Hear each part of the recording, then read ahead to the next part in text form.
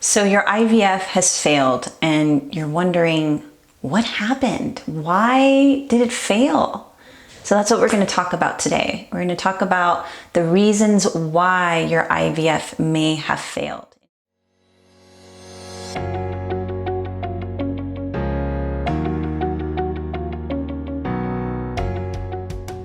I'm Marl Salerno, functional diagnostic nutrition practitioner of ReclaimOptimalHealth.com, where I help couples just like you resolve their infertility and get back to creating those families you so deeply desire.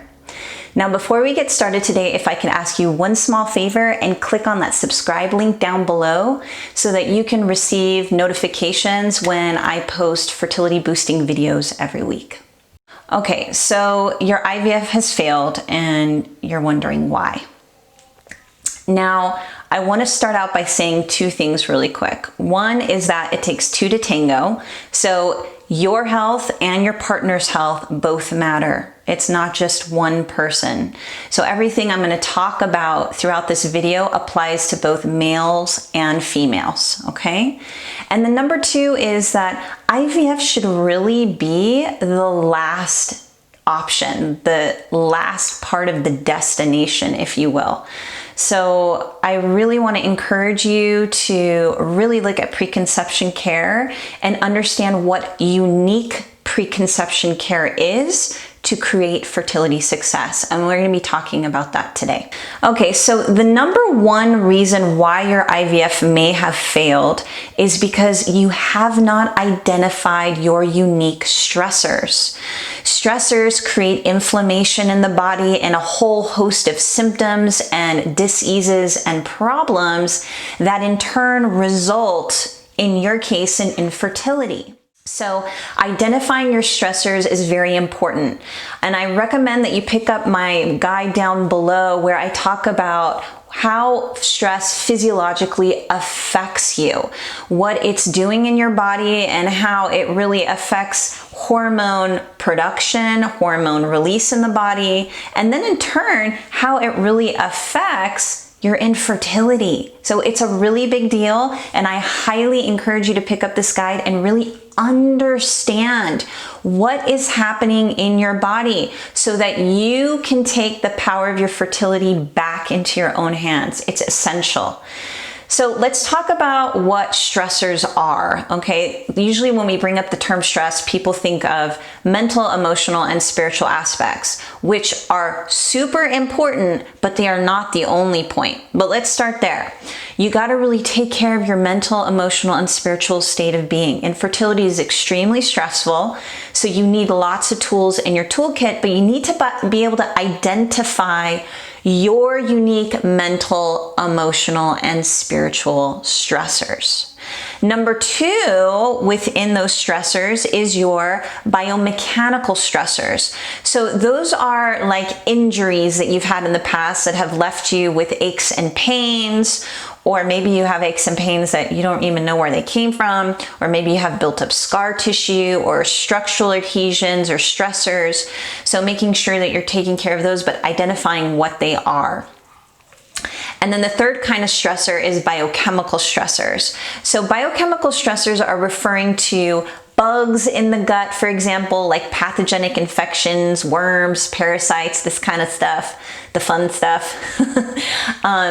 Looking at food sensitivities, looking at heavy metals, looking at the state of your minerals, looking at maybe mold toxicity. Those are all forms of biochemical stressors. So identifying your stressors is key, and I see this all the time. People have failed to identify them. All they're thinking about is, I want to get pregnant.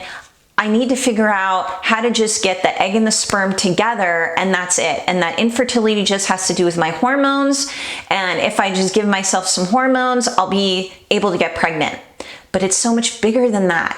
You are a whole integrated system, and all of the stressors that are going on within you are affecting your fertility, because being in a state of fertility is being in a state of health. Now, if you haven't identified your stressors, then you probably haven't been able to identify your unique healing opportunities. So that's number 2, healing opportunities that have been lost, right? So maybe you didn't know you have food sensitivities. So that was one that was lost. Maybe you didn't know that, gosh, I have so much emotional trauma. I have past trauma going on. I don't really have a lot of faith that I'm gonna get pregnant. That's another healing opportunity for you to work on by utilizing meditation, by maybe doing shamanic journeying, that maybe you're using breath work. These are all tools in your toolbox that are healing self-care mechanisms for the stressors that you identified. It can go everything to finding out that you've got an infection in your gut, or maybe you've got an autoimmune disorder you didn't even realize was having such an effect on your ability to conceive. So identifying those stressors and then building, giving them support, all of that is going to build your health and build your ability to fall pregnant naturally. Now, number 3 is taking generalized recommendations. This is the big whopper, honestly. I see women having bags of supplements. I mean, just bags of it.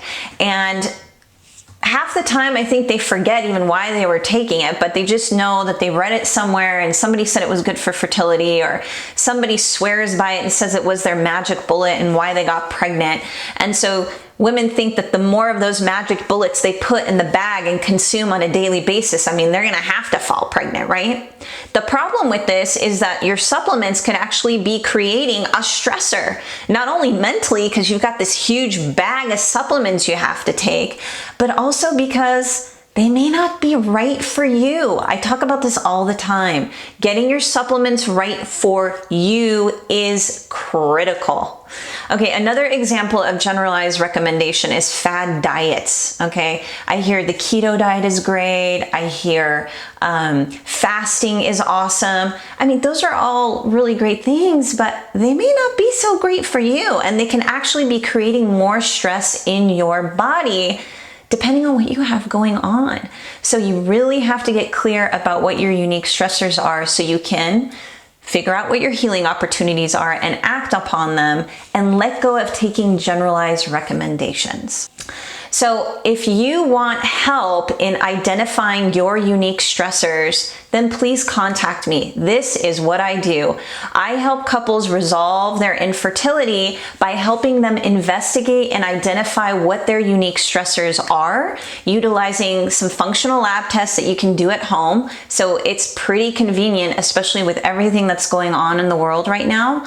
On top of the fact that I really want to create a rapport and a relationship with you. So I only take 2 couples per month to work with, because I really want to support people and really get to know people. Because the more I get to know you and your story and what's going on with you, then I can really correlate that well with what I investigate from the science of things that's going on within you, with the lab tests, etc. And then from all this information, I'm able to put together a fertility success program that is unique for you and your partner. So by the end of your program, you should be able to fall pregnant naturally. If you'd like to set up a qualifying call with me, you can click on the link down below and find that there. And until next time, I hope this was helpful for you. I'll see you then. Bye-bye.